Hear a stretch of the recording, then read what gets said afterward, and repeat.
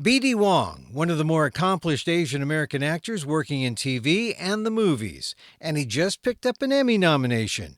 It's a trans part, but in the LGBTQIA world, Wong is G but not T. Is that cool? I talked to him about it next on Emil Amok's Takeout. Hello, my dear listener, and welcome to what I call Emil Amok's Takeout. We serve it, you take it out. And I'm doing this show dry, without music, because I find that after we've done it without music, oh, to hell with it. We just started, we make it sound like an overproduced radio show, and it's just a man and a microphone and you. Here and a conversation with an interviewee. So, the music is okay. It's nice when we have it, and I can't even play Dr. David down. I'll have to add it later, maybe.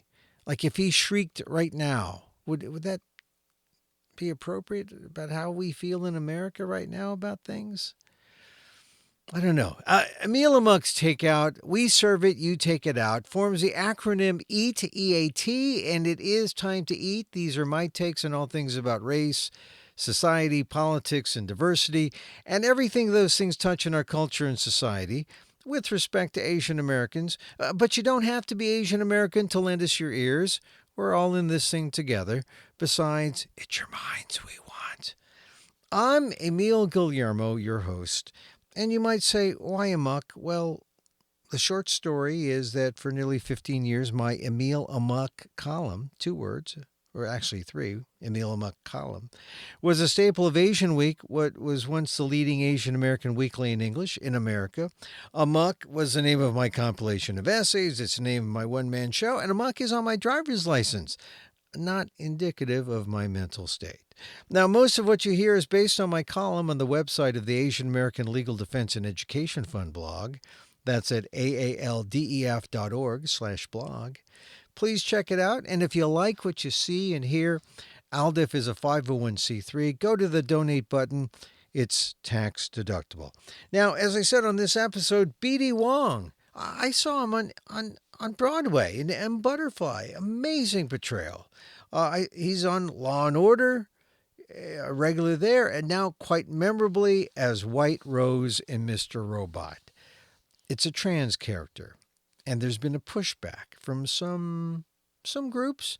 I notice it because I'm on my Twitter feed. I have Asian American groups, and others were saying congratulations to B.D. Wong, except one notable one, and they said that, hey, everyone, congratulations, except B.D. Wong, because we believe that trans actors should get trans roles. And I said, what?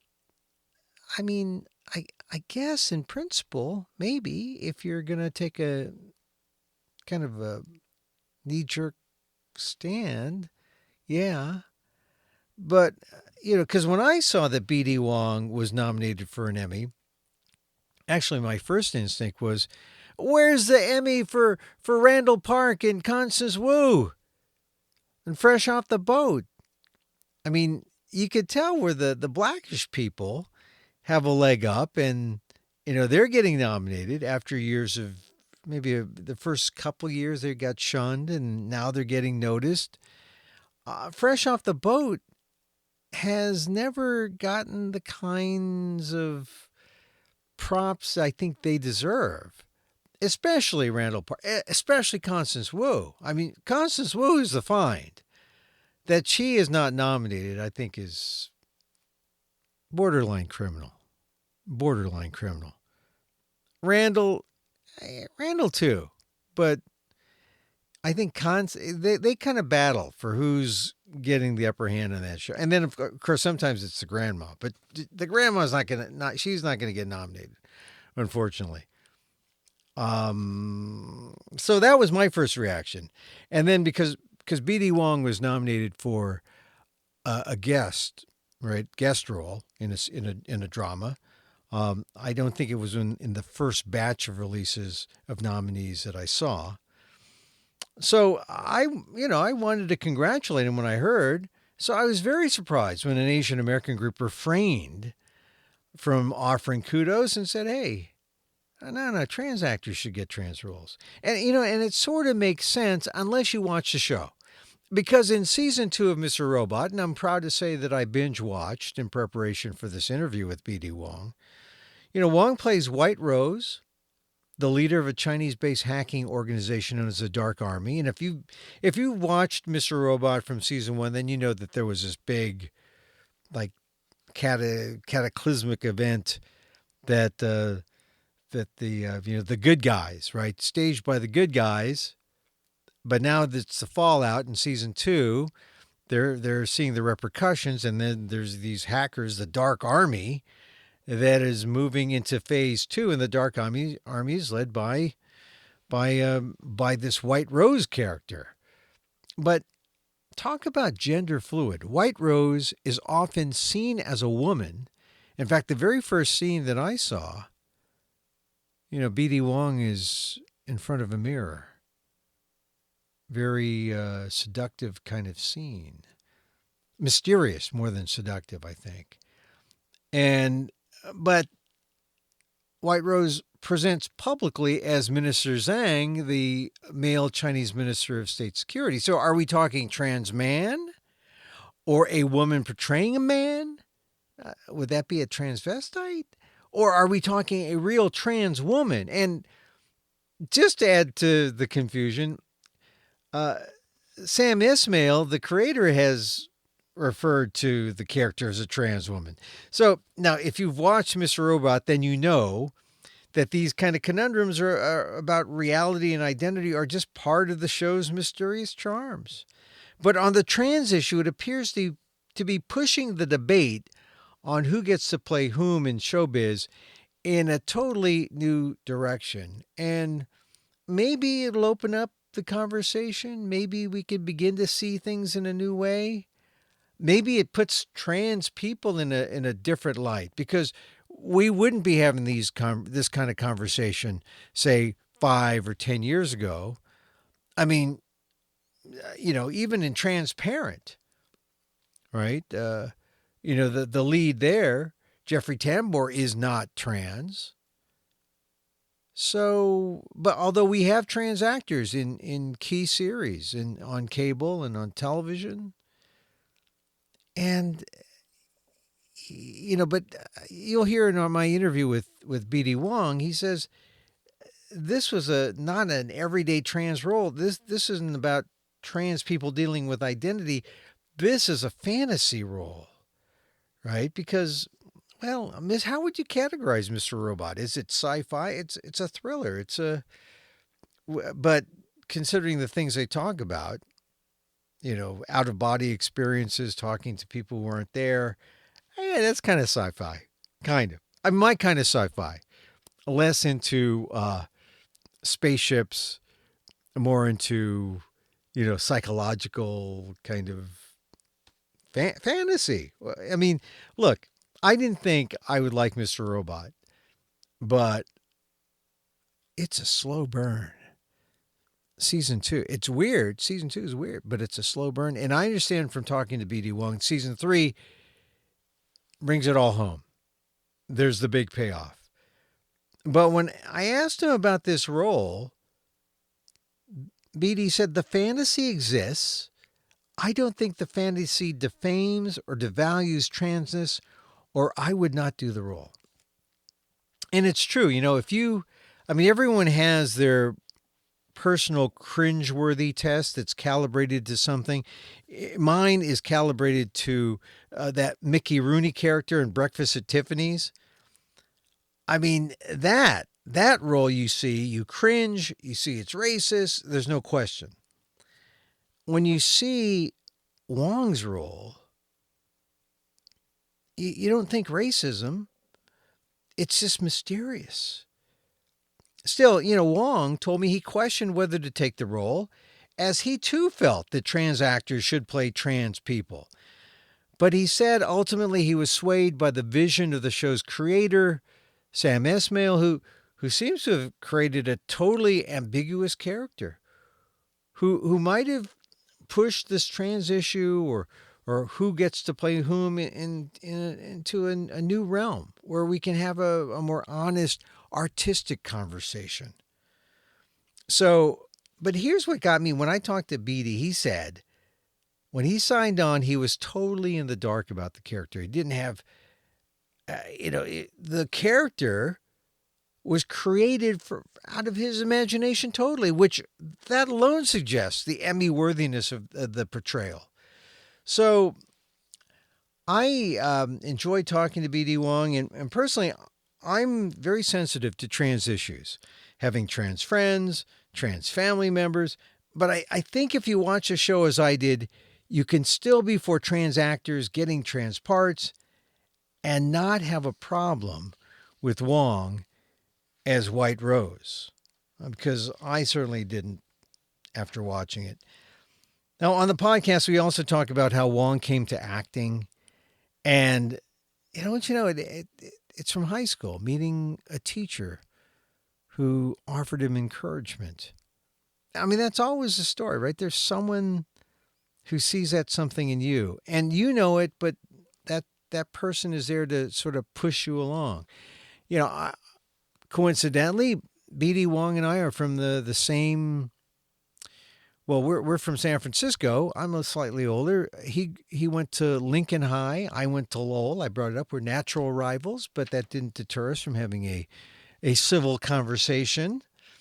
But I did ask him about how the lack of Asian faces in movies and TV, how that may have deterred him from going forward, how it affected him as he made a big decision to pursue show business. So if you're a young Asian American who is yearning to be in the arts, but have parents who want you to be a doctor or a lawyer, definitely check out the podcast.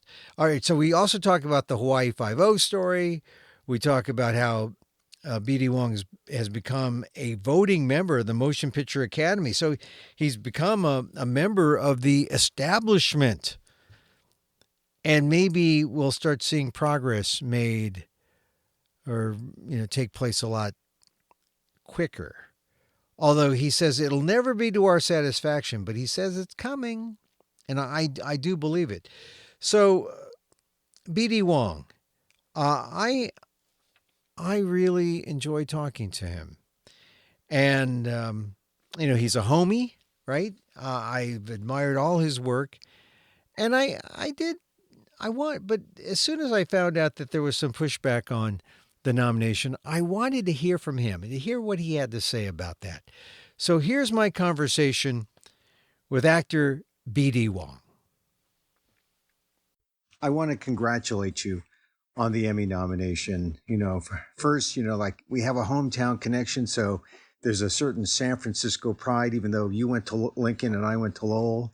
And I admit I'm a little older than you, slightly, but but we grew up around the same, sort of around the same environment. What made you want to be an actor, and what made you say, despite the lack of Asian faces that you might see out there, that you could have a life on the stage and even on the screen?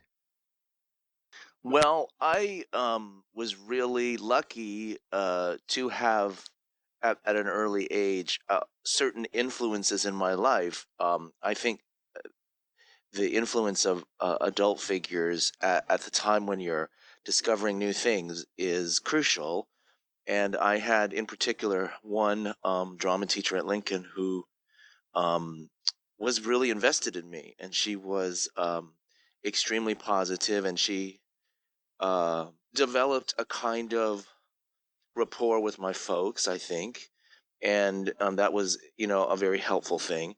And so that would be my first answer to the question: is that I had adults that were supportive of me. And the other thing was, what made it happen, or why did I have this? Why did I want to do it? It was really and a really eye-opening thing for me to experience. Being on stage was the first experience of acting that I had at Lincoln High, and I I had this reaction to it that was very strong. I just have never experienced anything before that I naturally had an affinity for, that gave me such pleasure and was so satisfying. And I'd done other things with any varying, like everyone, everyone. I had different things that I had done that I was maybe good at or enjoyed, but the two of those things didn't really cross over that much. I was either good at something and I didn't really particularly love doing it, or whatever. Mhm. And so I was very aware of the things that you're talking about, and I was very young, though. I mean, I Mhm. didn't it didn't stop me from wanting to do it, and nobody really. I don't know. My parents we all felt the same way about it. I had this thing that I was doing that was so exciting to do, and I wasn't the only one excited by it. My teachers and my parents were excited by it too, but we didn't have any frame of reference for what what would happen, or how you would try to change anything that was in place already. So I just did it. I just kind of, well, I think Yeah. the understanding was that I could always do something else if it didn't work out, and that is true. And I do feel that a lot of young people feel a tremendous amount of pressure to make one decision in their life, which is not necessarily the case. And so I entered my young adulthood with that philosophy, and I think I would have done something else. I mean, I don't know what, but I think I would have done something else if it didn't work out. Yeah, that's interesting because I had the same experience at Lowell, albeit in English class. A teacher took an interest in me and told me, this Filipino kid from the mission, that I could do anything I Sure. could Yeah. do or Right. anything I wanted. But the stage experience, I didn't get that stage experience. What was it when you got in front of the lights that you felt that made you say, this is it. This is what this is the charge that I want to have going through, coursing through my veins every, in my life and career. I don't know. I don't know if I'm. Yeah. Did you get a I mean, I laugh or don't know did if you I'm get, in the mood to not be particularly romantic about it. But the fact is that yeah, I was good at it. I mean, naturally, in a way that I just had a natural knack for it, and I could yeah, feel that I could feel other people struggling around me with elements of it that I had no problem with. One was that I wasn't afraid of doing it. Like I wasn't inhibited by it. And I think that the I'd say that early on in any kind of drama class or gathering of students and teachers that are putting together some kind of performance, um, you spend a fair amount of energy bringing people out of their shell and stuff, you know.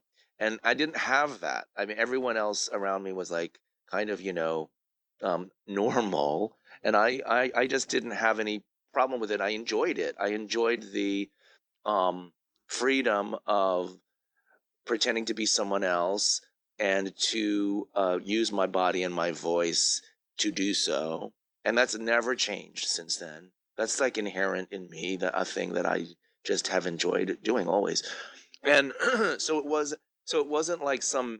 And then there was approval from the audience. Okay, that is a part of any process for an athlete or a performer or something. You get a sense of approval from the people that are spectators in whatever it is that you're doing.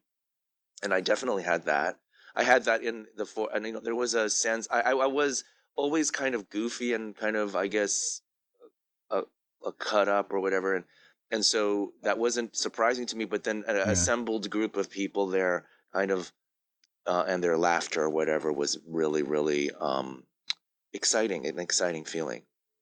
yeah. Now, did a lack of Asian faces in, on television, on the screen, did that, deter you, or did that, make you wonder at all about whether you belonged? I was just like everybody else in that, and we didn't in those days we didn't articulate it as well as we do now. We didn't understand fully what we were really talking about, but we did know that we were, one, kind of invisible, and two, we were really excited when we saw an Asian person on the television or in a movie or something like that.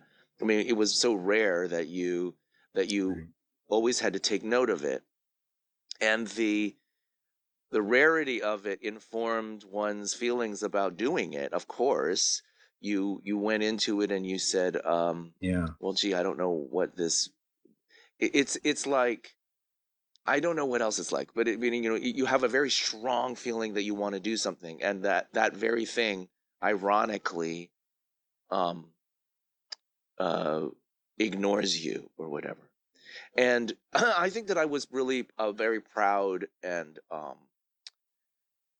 I had a really, whether this is my own constitution or my teachers or my parents or whatever, I had a really strong sense of myself. I just thought to Yeah. myself, and I actually still do this, and it's kind of to a fault. There are times when I have to look at myself and go, oh, well, that thing that you are willing to happen for whatever reason isn't going to happen, and I have to kind of remind myself that that's how it works sometimes. And so this was an example of me willing something to happen, and the beginning of my, it's probably the reason why I'm the way that I just described to you. In my real life, everyday life, I'm like willing the subway to line up for me so that I can get somewhere like half the time that I think I'm supposed to be able to get there. Yeah. And when it's not going to happen, I have to go, you know what? You did that thing Yeah. where you just think you can do whatever you want, and it doesn't always happen. But this may be informed by this giant thing in my life, which set the stage for that. Um, no pun intended. Mhm. I was very strong about it. I was very, I had confidence, and I had a great deal of joy that went with it. I mean, I was so happy to be doing it, and so happy to just see if I could, you know, try to, succeed in it or whatever.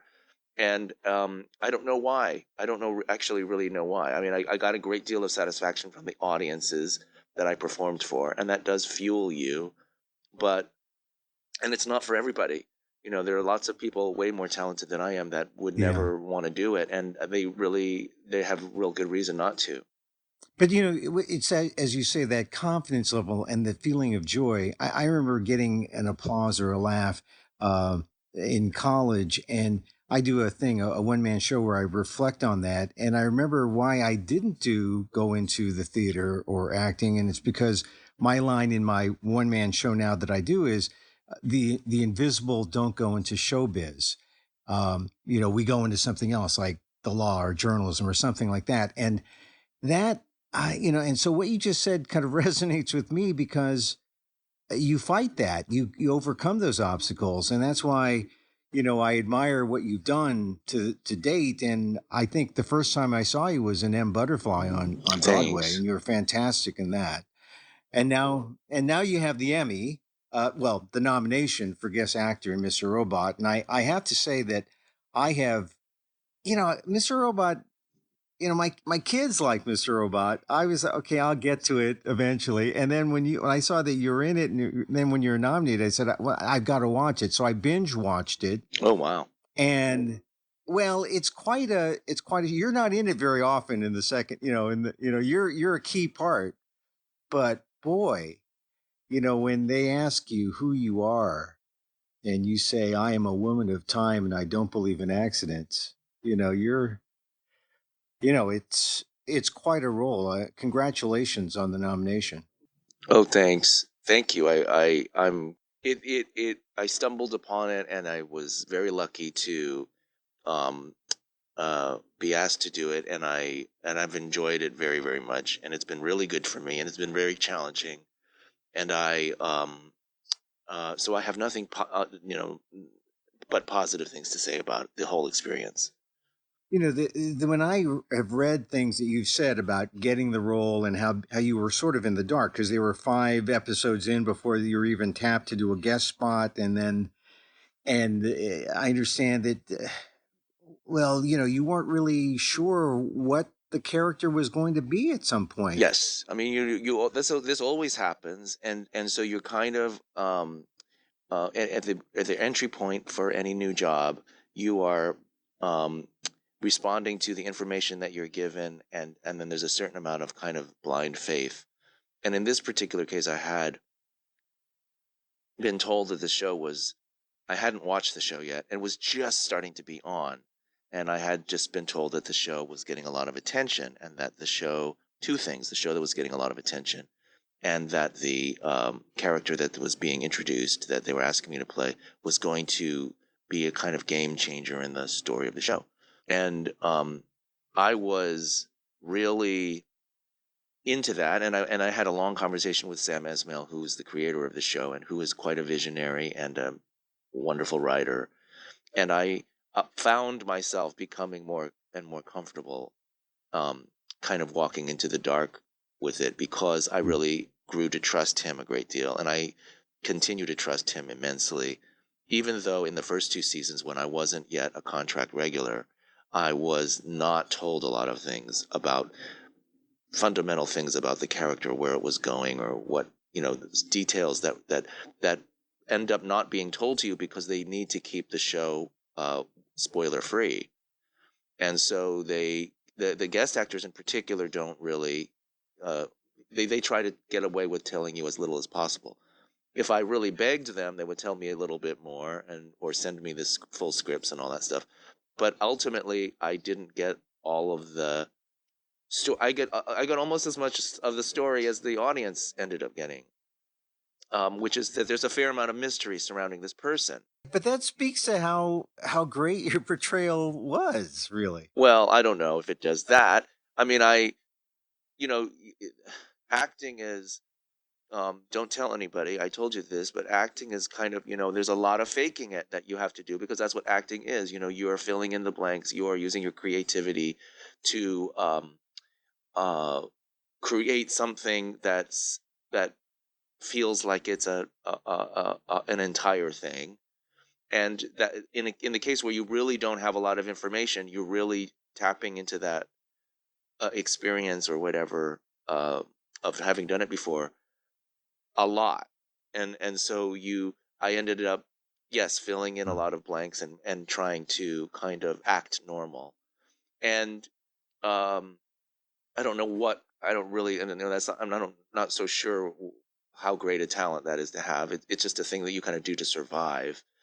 But I have to say that now we're in the third season. I'm now on a contract there, and I have much more access to details about the character, which is very really helpful, even though there are still a lot of question marks. Yeah, but the fact that you had to come up, you had to rely on your creativity. I mean, that really speaks to your talent as an actor and your ability to create this role.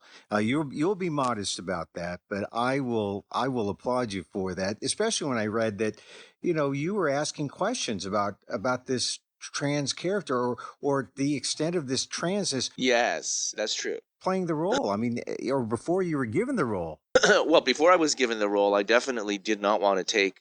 Um, this is a great topic to be discussing on your show, because I mean, you learn things about. You think that, I mean, well, let me just not say. Let me just speak from my own personal experience. I think, as an ethnic minority and as a gay person going into the business, I think I know everything about ethnic minorities and gay people, and that what the experience of being the other and all of that stuff.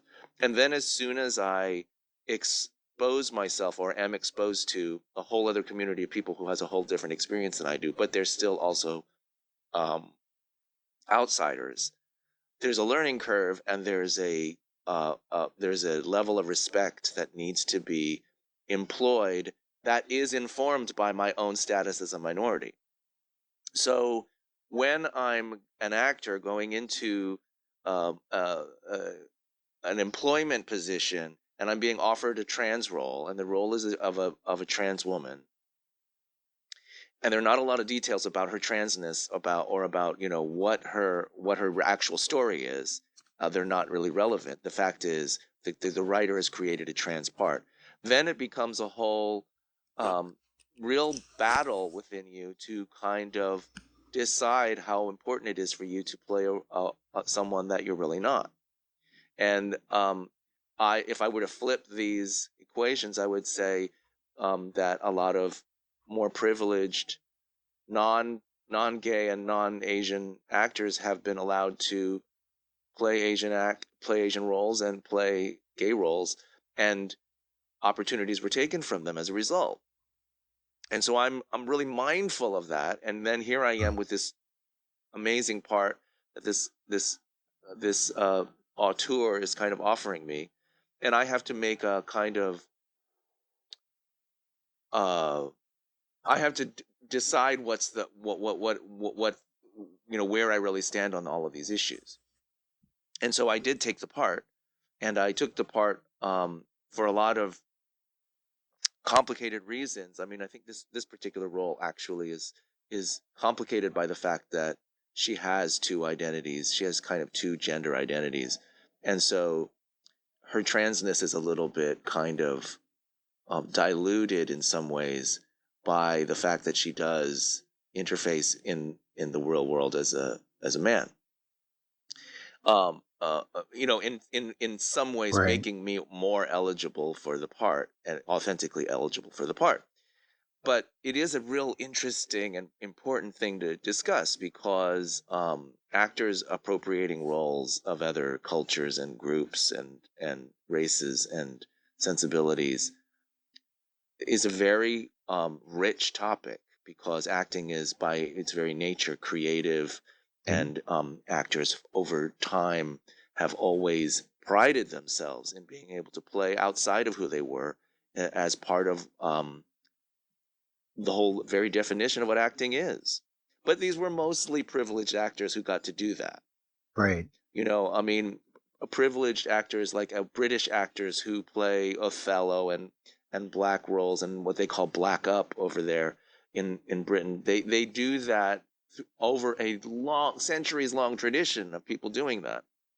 It doesn't occur to them in today's age, with actors of all different colors um, sharing the landscape of not only our society but our industry, that things really need to kind of shift, and that there needs to be more of an understanding of how the value of diversity is a part of acting now in a way that it wasn't in the past. Yeah. Well, this is probably one of the most diverse shows, you're going to find. And it's written by a Muslim American who got married I think he had a Jewish wedding. And I don't fault Sam Ismail for what he's done here, but it seems that he is taking his poetic license and it's his artistic prerogative, and he's saying, Here's a character, and now an actor like you has to make a decision. Is this cool? Do we go forward with this because it is a vision, it's a unique vision, or do we say this belongs to a trans actor?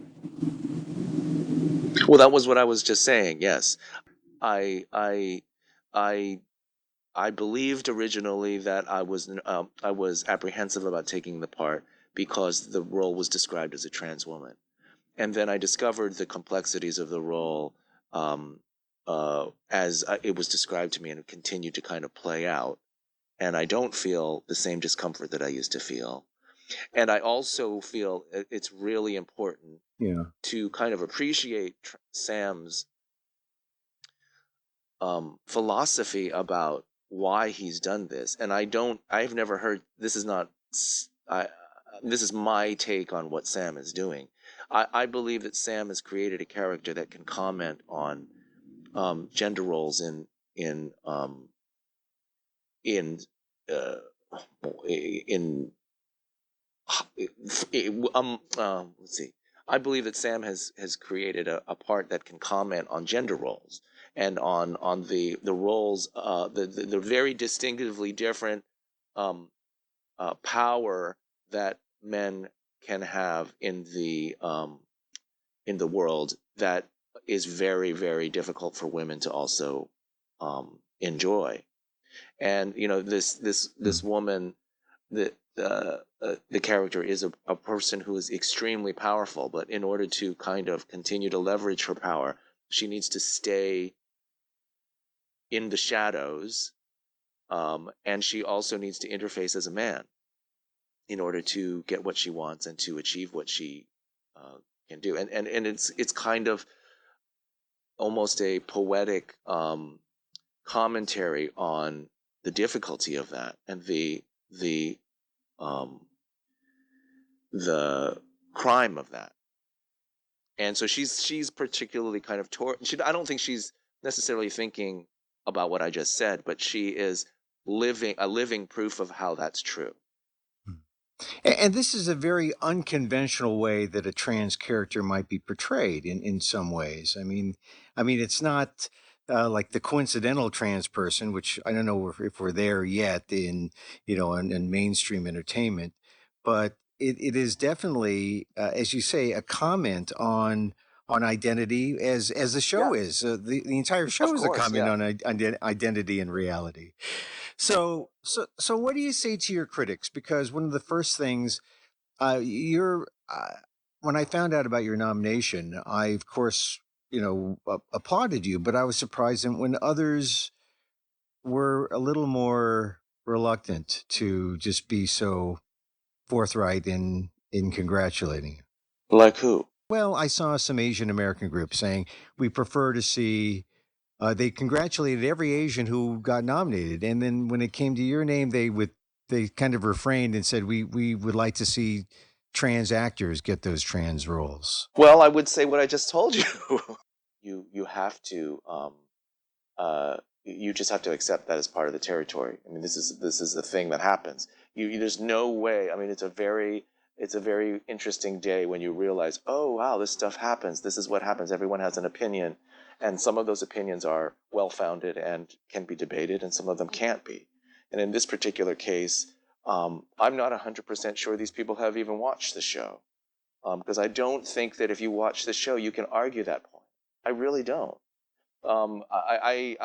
I think that if you watch the show and you can appreciate the scope of the character, then you can appreciate. I think they're acting in principle, and I like I said to you, believe in that principle. I believe that trans actors should play trans roles, and I originally took the part kind of with a certain trepidation, because I thought, well, at least I will use this as a platform to discuss this issue and say why I think that is and why I'm just uncomfortable.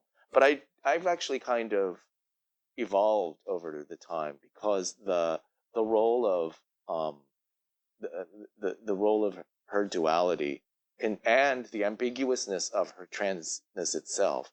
I mean, it's never really it's not a real everyday kind of trans role. You don't see her like figuring out Right. how to be. You don't. She's not an everyday trans person. She's more like a I don't know how to explain it. It's a very um, uh, it's a heightened state of her duality. Is first of all, there people don't generally take on two different kinds of um, personalities, whether they're trans or not. And so already you're dealing with a kind of person that doesn't really exist, and so there's a fantasy to it. The fantasy, I don't believe the fantasy defames or devalues transness in any way, or I would not do it. Um, but I do think it's a little bit more complicated. Yeah, it's almost like a this heightened state of fluidity. I mean, because I read where Raimi said it was she's a woman who identifies as a man and presents herself as a man. But is it a trans man or is it a trans woman? I've heard her described as Yeah. a trans woman.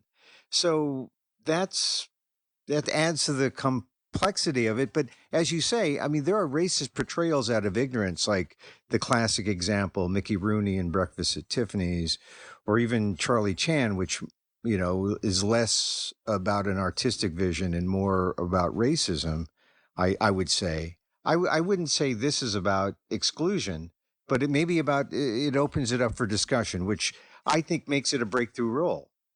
All the more reason why you should be nominated for an Emmy. Oh, that's nice of you. Thanks. I mean, I liked this conversation because I am not really. It doesn't. I think it's an important conversation to have because anything that kind of illuminates um, the issues that are in place in the industry is really helpful. And how this does or does not relate to that, and it both does and does not relate to it. How it does or does not relate to it is important to discuss. And so I love having the discussion about it, and I love those people saying, "Hey, they were kind of critical of the nomination um, because of the things that they're of the really valid things that they're raising." How much it actually applies to this particular situation is not really it's not black or white in this particular case, but I think it's great Yeah. like um, uh, opportunity to have a discussion because these things don't get discussed that much and people don't even really uh, think about them and just Well, it's a matter of trying to be consistent. If people are arguing the point, they say, like you said, if it's black and white in the past, well, they see this and they say, well, I've got to feel this way. But I don't know if you recall in the Miss Saigon debate, people were saying actors should have the right to portray, they should be fluid and be able to play any role that they wish. And that was one of the editorials in the New York Times or one of the op-eds, and now, but if you argued the other side of that, now here we are, what, how many years, how many decades forward, and now we're in a new space, and maybe we move forward because we're thinking about it in a different way. I don't know. Maybe we begin to look at artistic prerogative in a different way. sure it has to evolve. It has to evolve as people's Yeah. as people's perceptions about things evolve, as their consciousness raises, everything kind of evolves. I mean, then you have this kind of um, political climate in which kind of it feels like there's a lot of pushback against some of these things, and you realize that the people out there who will never really understand are always going to be there. But that's kind of helpful in some way to continue to try to illuminate these issues because they're real issues, and they do evolve, and they're the discussions evolve as people kind of get grow. Like I'd say, this discussion that we're having about trans people could not have existed a few decades ago when we were kids because people did not have the equipment to even comprehend the whole Right. existence of trans people. And now that is totally on the table in a way where we're vehemently discussing things like bathrooms and stuff like that, which indicates that people get that trans people actually exist, whether Yeah. their compassion or their understanding or their inclusion of them has grown to the state that's satisfactory is a whole other thing. But the fact is, we can have the discussion in a way that we couldn't have before. Of course, there are still people in this country who cannot have the discussion, who are way back in the dark ages about it. But I do think it budges. I mean, it does budge. It just kind of like inches forward. Yeah, I just have a few more questions, just in general about the state of the entertainment industry. You just got invited to join the Academy of Motion Picture Arts and Sciences, so you now get a vote for the Oscars, and we see what's happening in terms of casting, and we saw in the news the Hawaii Five O actors pulling out because they didn't feel they got the same kind of equitable treatment in terms of pay. How do you, where do you see the industry moving now? With more actors like yourself becoming part of the establishment, can we move the industry in a different direction, diversity wise? Sure. I mean, the question is how quickly or how to what our satisfaction is at it, and it's not going to be and isn't to our satisfaction. This is not happening at a speed which is remotely satisfying, but it's happening. This thing about them walking, and they didn't walk because they felt they weren't being treated commensurately. They weren't being treated commensurately. It's not their opinion. It's a thing that happened, and they didn't feel the need to stay on the show and endorse it or to appreciate it, which is, I mean, to uh, um, endorse it, and so that thing that happened is a thing that's of note. It's really noteworthy that they did that and that everyone understands the reason why they did it and can process it. Like I said before, I don't know if that would have happened a few decades ago. I would say wouldn't have. And so that's progress. It's not. It doesn't seem positive because Daniel and Grace are the sacrificial lambs for this issue in some ways, and that's tremendously unfair and indicative of the things that are wrong. But it is a historic kind of event actually, because it's a kind of a wake up call for uh, for the industry and for people who interface in the industry in different ways as actors or as producers or as the heads of networks or things like that. They have to be aware that this happened, and then they can respond accordingly to the event, um, depending upon what their point of view is. And they can either continue to get criticized by their Yeah. actions, or they can understand and evolve with the these with these issues. A lot of people have always said this. I said it in one of the commentaries I wrote on the Aldif blog that maybe the future is that Asian American actors and become producers, write their own work, do their own projects, and certainly that's what the actors from who Daniel and Grace are doing now. But you also are writing your own. You're working on you're adapting Mr. Holland's Opus, a musical. Yes, and I am doing that partly because I wanted to create more opportunities for myself as a writer and as a director, and sometimes perhaps as an actor, depending upon what it is that I'm writing. And because I identified as being a writer earlier on when I was becoming an actor, and the acting kind of just took over everything, and I didn't really.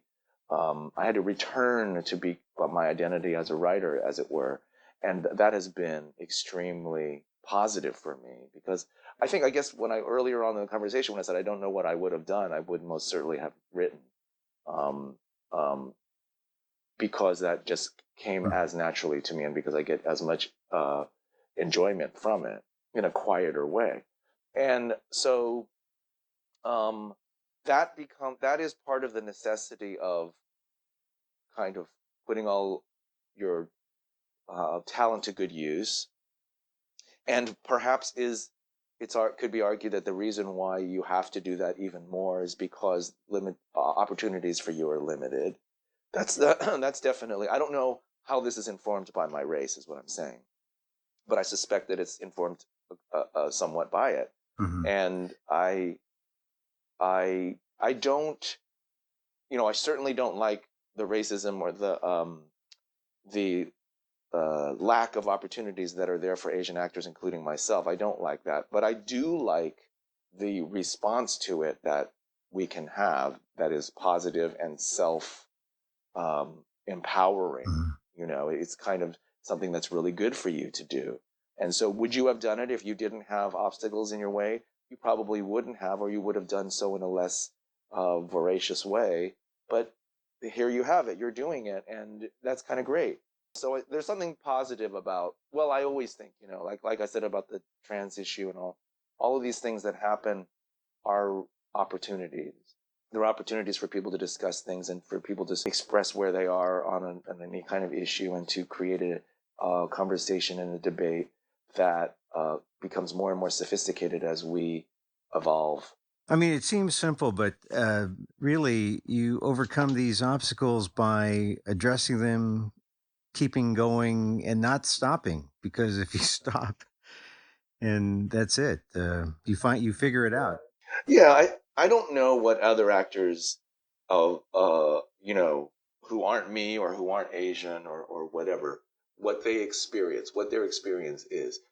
It's easy to criticize anyone who's not you because they have an easier time. That's not, I think that's a little bit um, not really as true as people think it is, because it's not really easy being an actor for anybody.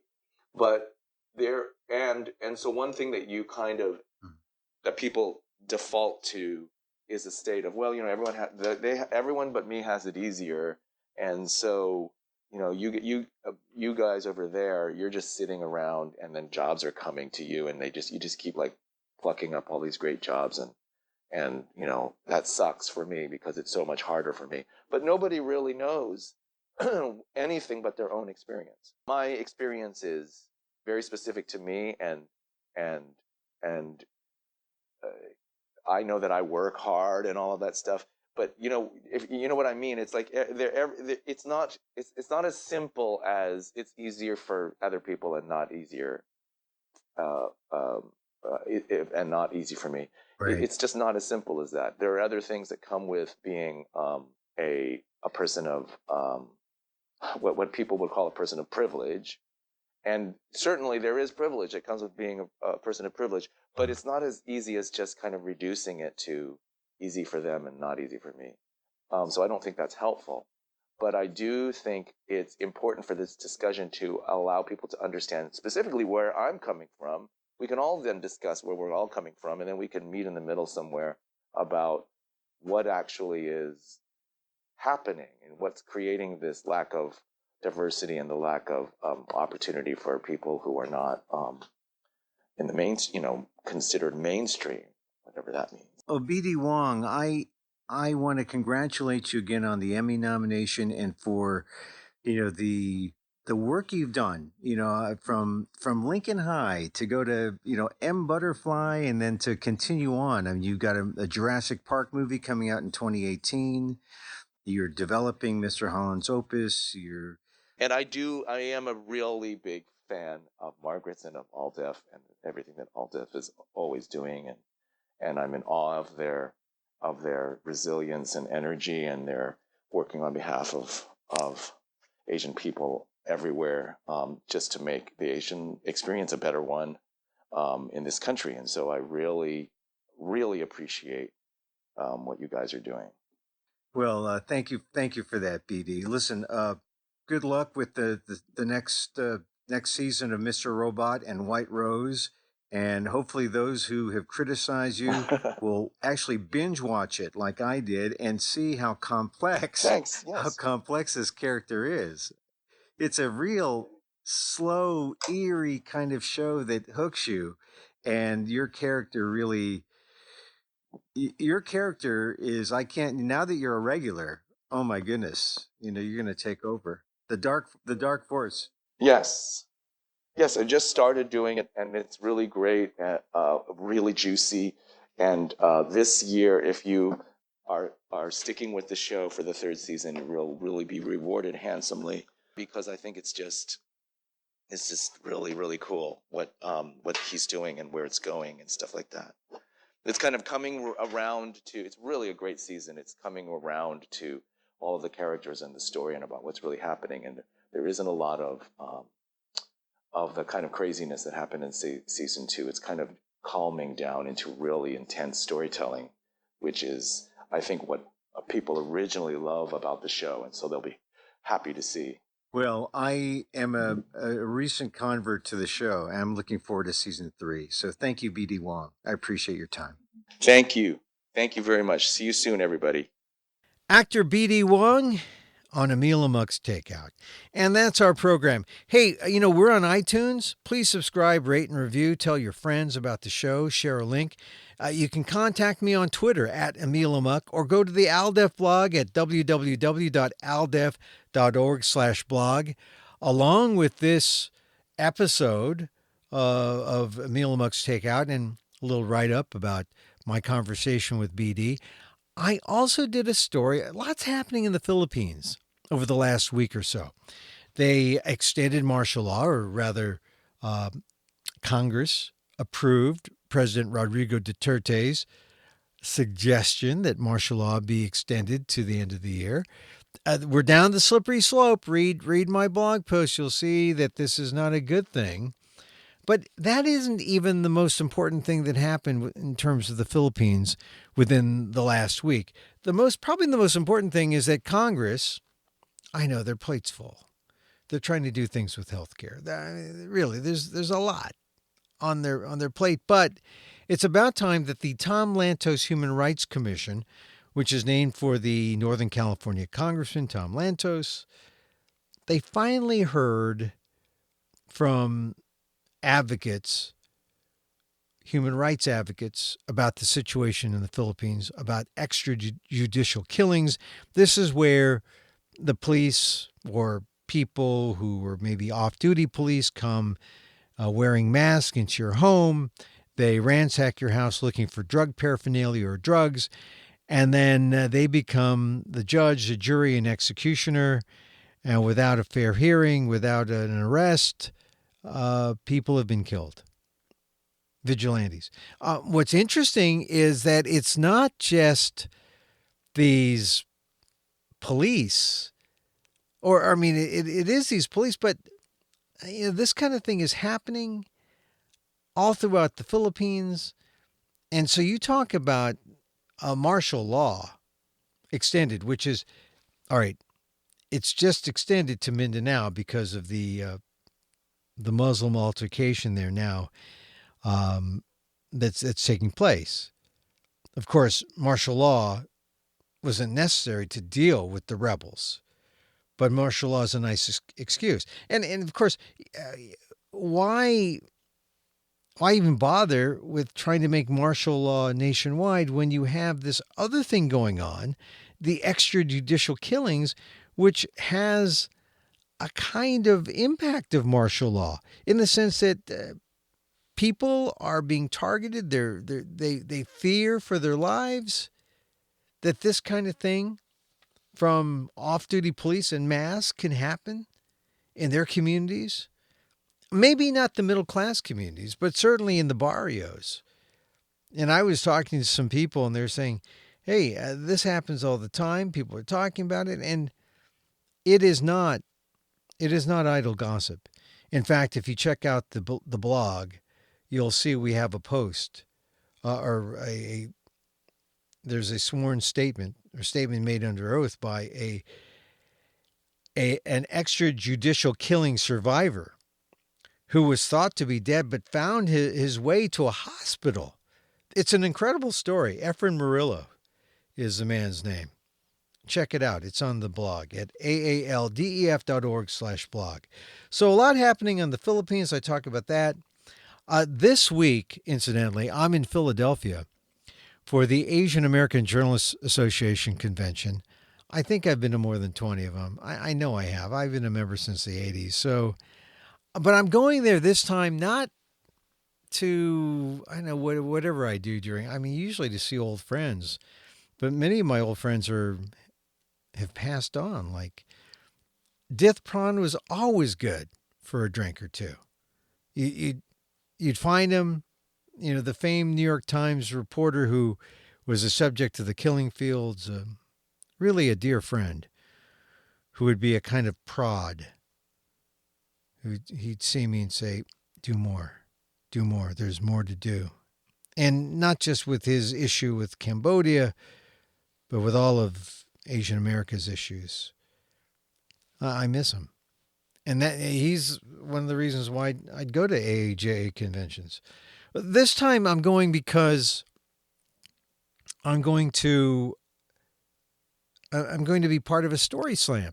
The first AAJA story slam. I'm competing against 5 others. It should be fun. All of them, good storytellers. It's sort of like the Moth meets AAJA. So us older ones come out of mothballs, and the younger ones come up, and it's AAJA's anti-karaoke night event. I mean, they're still going to have karaoke, but it should. But it should be fun. It should be fun, and it's happening at the Lowe's Philadelphia Hotel Friday at around 5 o'clock, up in Congress Hall A and B, 4th floor of the Lowe's Philadelphia in Center City. If you're anywhere near the area, come by. Come hear my story. I don't know what I'm going to say. No, I know the story, but it's a different version every time I say it. No, it should be fun, and other journalists are there, and it should be a highlight of the convention at the Lowe's Philadelphia. Okay, so there, I'm in Philadelphia, and look, and if something good happens, I might sneak in a podcast extra with some stories and some interviews, because the AHA convention, it's just good to see other journalists from around the country. I've been to a lot of them, but I've been slacking off and not going to every one of them, say, in the last, 8 years. I've skipped some. But I've been to most of the key ones. The Miami one, Detroit, the San Francisco one. How can you miss San Francisco? And this one's in Philadelphia. So, of course, I will be there at the Lowe's Philadelphia. Also, we're going to see our friend, the councilman, David O., who, remember, we did the podcast on the Chinese takeouts. So I definitely want to connect with David O. He's going to be there, and I hope to see him in person. So, all right, so give us your feedback on www.amok.com. You can even leave a message on SpeakPipe. You don't need a phone. If it's audible, we'll use it, just like in talk radio. And if you like what we do, share the link. Please tell a friend. Go to the ALDEF blog. Hit the donate button if you're so moved. I mean, ALDEF, the AALDEF.org/blog, the Asian American Legal Defense and Education Fund, is a 501c3. And your help is tax deductible. So once again, thank you for listening to our podcast, Emil Amok's Takeout. Join us again next time. I'm Emil Guillermo.